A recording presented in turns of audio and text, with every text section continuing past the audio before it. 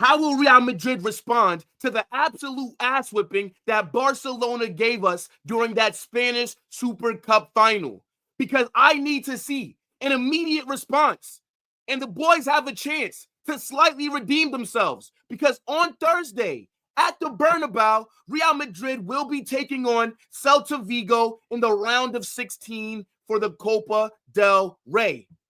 And you guys already know what I'm about to say.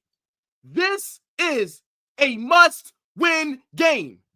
If Real Madrid get knocked out of the Copa del Rey on Thursday, I want Carlo Ancelotti sacked that same night. I cannot believe the lack of response that I've seen from this club after watching Barcelona beat us 5-2 in a cup final. I cannot believe the reports that I'm seeing about Carlo's job being safe, about the club not wanting to spend any money in the January window. What the hell is going on? So on Thursday, when we take on Celta Vigo at home, we must go out there and get a dominant win. I don't want to scrape by them. I don't want a little scrappy 2-1, 1-0. No! I want to see belt to ass for 90 plus minutes against Vigo. But look, it's a big game, right? Copa del Rey is a tournament that I've only seen us win one time. It's easier for us to win a Champions League than it is to win this tournament right here. And the second half of this season, it could be long for us, especially if the club don't make signings. We're going to keep getting injuries. Our form has just been poor as well. So let's see what we do. Celta Vigo, we played them earlier. We'll get into all of that, right? But look, you guys already know what we do on these match previews. Go through the team news, and then at the end of the video, I will be building the expected starting 11 that I think Carlo Ancelotti will play against this squad. But look, I need you guys to smash that like button, subscribe to the channel, turn on those post notifications, and get in the comment section and let me know what you're thinking for this match, all right? But let's just get into it, man. Let's talk about Real Madrid. And you see, right, we are sitting second in La Liga at the moment, right? Atletico Madrid, they did play their game in hand, and they won it, so they go top again. So we are still trailing at the time of me recording this, but to be honest, I mean, just seeing how we got absolutely manhandled by Barcelona, it just doesn't really have me as confident in this title race anymore. Because when I think about it, every single time that we've played a big game this season, we've not gotten the result that we needed. Both times we played Barcelona, they slapped us up. AC Milan slapped us. Liverpool slapped us. Atletico Madrid, they got a draw. We're not winning these big games. Carlo Ancelotti has been found out tactically. So yes, we are still involved in the title race. The La Liga, it's very interesting right now because it's really hard to call who wins it. But I just don't have high expectations if the club are going to be moving unambitious during this January window. To be honest, like I have to start being realistic, right? I can't keep lying to myself. But just looking at our recent form, right? Since this new year has started, we've had 2 shit games, and then we've also had 2 good performances, right? Like the game against, for example, Valencia was shocking, right? We barely beat them.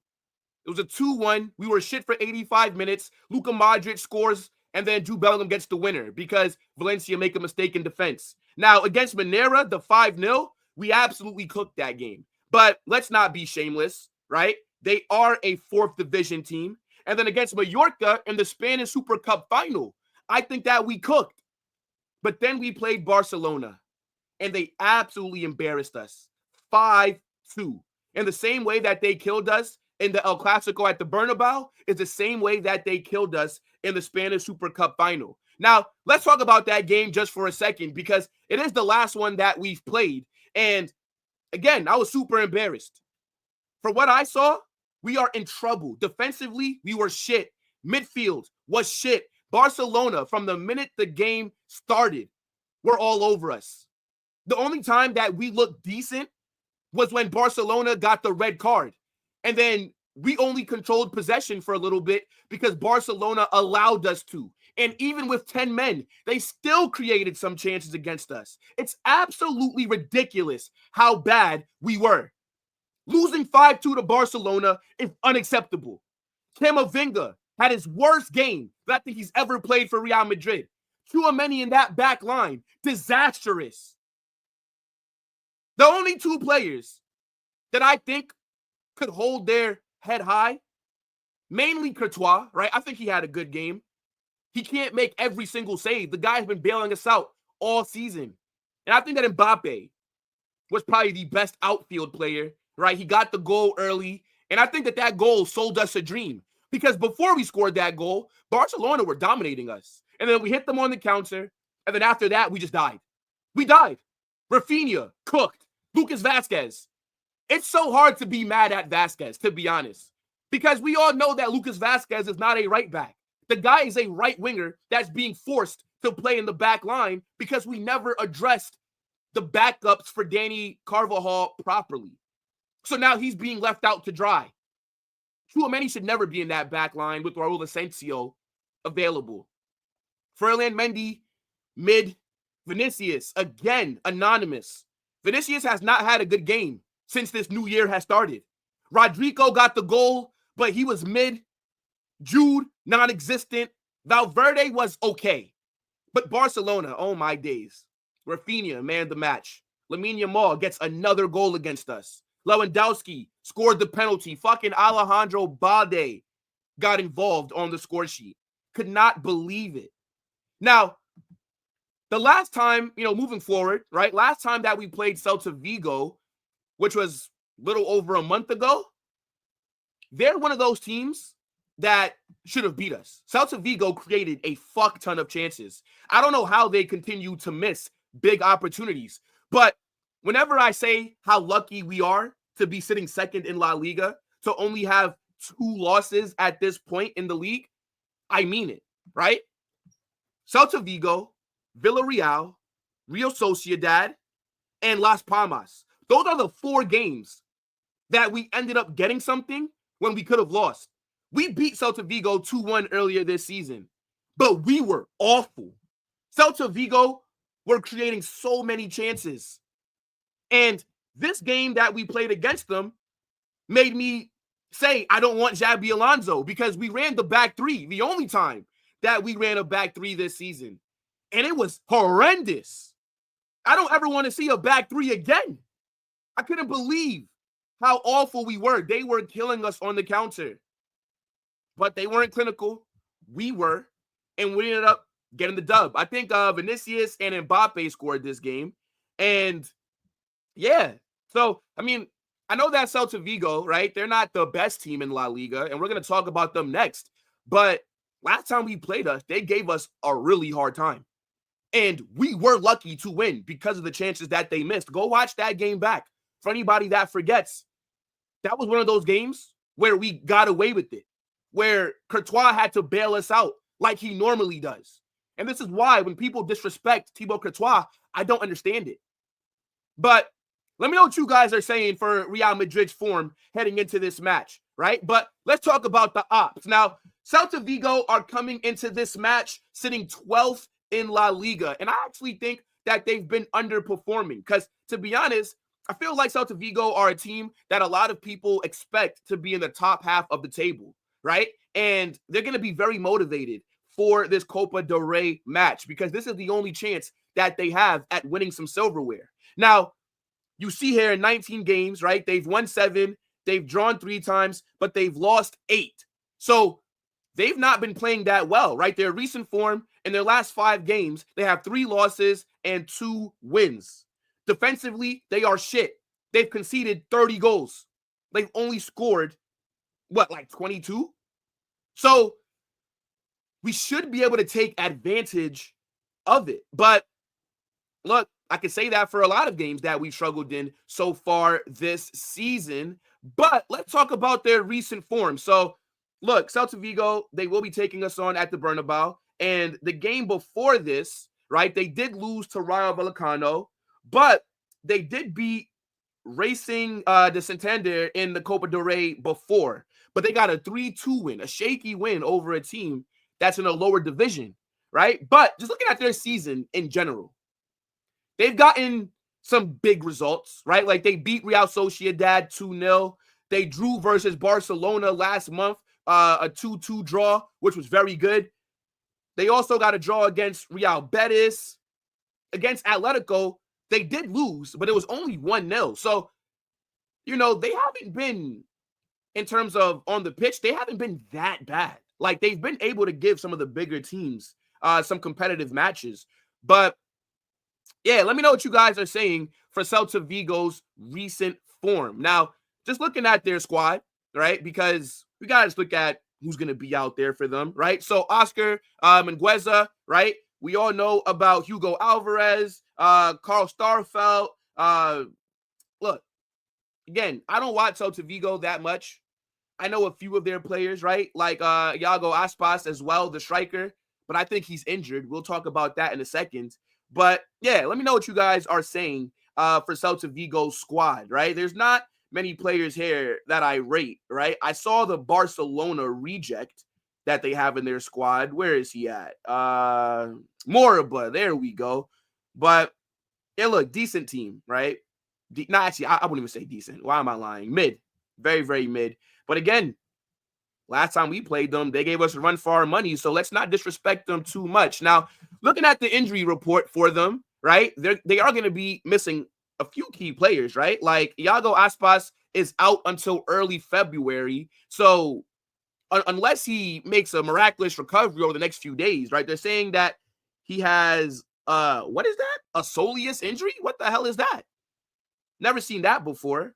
Ristic is out with the thigh injury. Fer Lopez may miss this game with the ankle injury. And then they're saying that Marcus Alonso, right? I didn't even realize that he was there just now when I was looking through their squad. But Marcus Alonso has a yellow. So he got a red card, second yellow. So I don't know if he's going to be suspended for this game or if this is for their La Liga match, right? Because I know that we do have a few disciplinary issues as well that don't affect this game, but they do show it on this website. So Marcus Alonso maybe will be out there, maybe not. Shouldn't really matter, right? To be honest. But guys, if you watch Celta Vigo, get in the comment section and definitely let me know what you think about how they've been playing so far this season. Now, let's look at Real Madrid's injuries because the injury report is the lightest that it's ever been so far this season, right? Jesus Vallejo, they're still saying that he's dealing with an injury, some kind of muscle injury that he picked up a few weeks ago. And to be honest, he wasn't going to play in this game anyways, right? We all know Eder Militao did his ACL, second season in a row. He's out for the season. Dani Carvajal did his ACL. He is also not going to be available for the rest of the season. Now, just like how I was talking about with Marcus Alonso and his disciplinary issues, Vinicius, Luka Modric, and Lucas Vazquez all have disciplinary problems that they're facing right now. But none of these take effect for this match, right? Vinicius is suspended for the next 2 La Liga games. Luka Modric will miss the next La Liga match, but Lucas Vazquez is suspended for our next Champions League game. So these 3 players, they should be available against Celta Vigo. And then obviously Vallejo, Militao, and Dani Carvajal are all out. So look, it feels good to see the injury report look this light because we've been injury FC so far this season. I mean, it's actually been an absolute joke. And I wonder what's going to happen with Jesus Vallejo because he's shit and he only has half a season left on his deal. So he either leaves in January and we get some money for him, or he leaves for free. Personally, I don't care. I think Jesus Vallejo has just been milking it. But, you know, it is what it is. Now, let's get into my favorite part of every single match preview, and that is building the expected 11 that I think Carlo Ancelotti will put out there. Now, obviously some changes have to be made after that absolute ass whipping that Barcelona gave us, right? I don't think you can go out there and play the same team because this is a must-win game. You cannot get knocked out of this competition off the back of that embarrassing loss against Barcelona. So I think Carlo Ancelotti, I don't care what those reports are telling me. He knows that his job is on the line right now. If they go out there and embarrass us against Vigo at the Bernabeu, I'm telling you right now, it's not going to be pretty. So let's see, right? Now, in goal, we got to go with Courtois.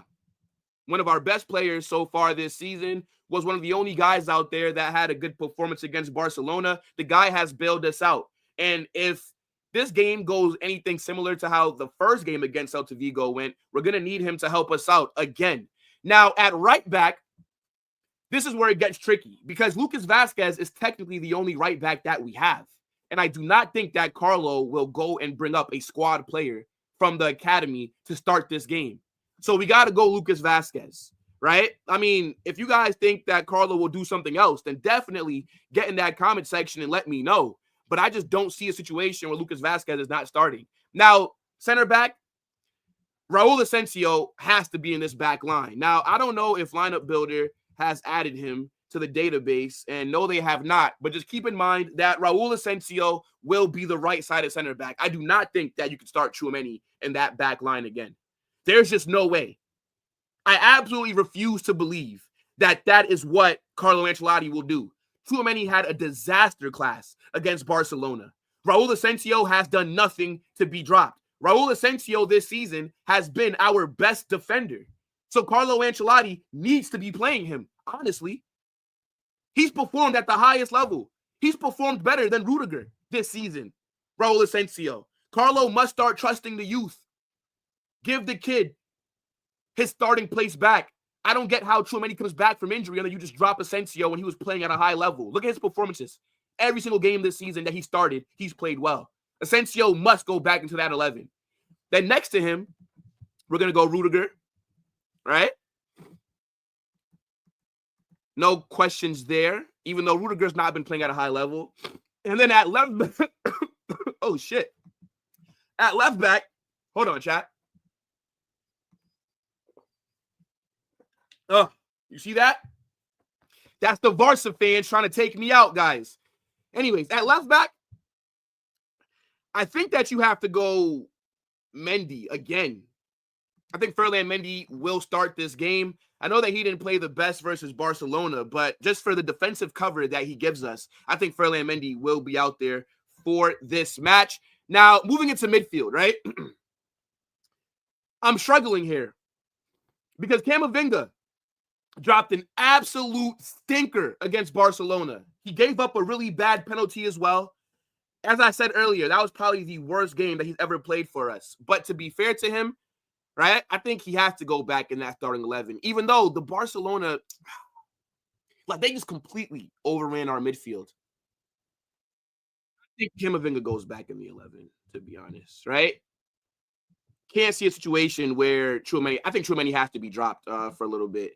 So I think Camavinga goes back out there next to Valverde. Okay, so that's my double pivot. And then I think in the 10, he's going to go Jude again, right? We need Jude to step up this game. Didn't do anything against Barcelona. Yeah, I mean, yeah, this midfield, I think he runs it back with the same midfield. And they have to respond, bro. They must. The only thing that I can see being different here is maybe if you put Camavinga at left back, and then if you put maybe Dani Ceballos to start in this midfield. I feel like maybe Carlo might do something like that, actually. You know what? Let's change this. So I'm going Camavinga at left back. And I actually think, yeah, because now that I'm thinking about it, right, you do have to switch up this midfield a little bit. Dani Ceballos, very good on the ball, can receive it from the back line and then create space. Yeah, I think Dani Ceballos gets back into the starting 11 for this match. So this is how we'll do it with the back line and with the midfield for right now. Now, at right mid, I think he's going to go Arda Güler. I think he's going to surprise us and start Arda Güler. Arda Güler is our best right winger, right? This guy is a natural right winger as well. And when he starts out there, he stays out there and play makes from out there. Can cut in, create chances, right? Like when you're playing with Rodrigo, he completely abandons that right wing, right? Like you'll see Rodrigo right here next to Vinicius, or you'll see Rodrigo right here in the space that Jude and Mbappe are trying to operate. So yes, we need a natural right winger that is going to stay out wide. I think Arda Güler needs to be in this starting 11. I rate Rodrigo. He's my favorite player at the club. The guy is the best Bengali player that we know.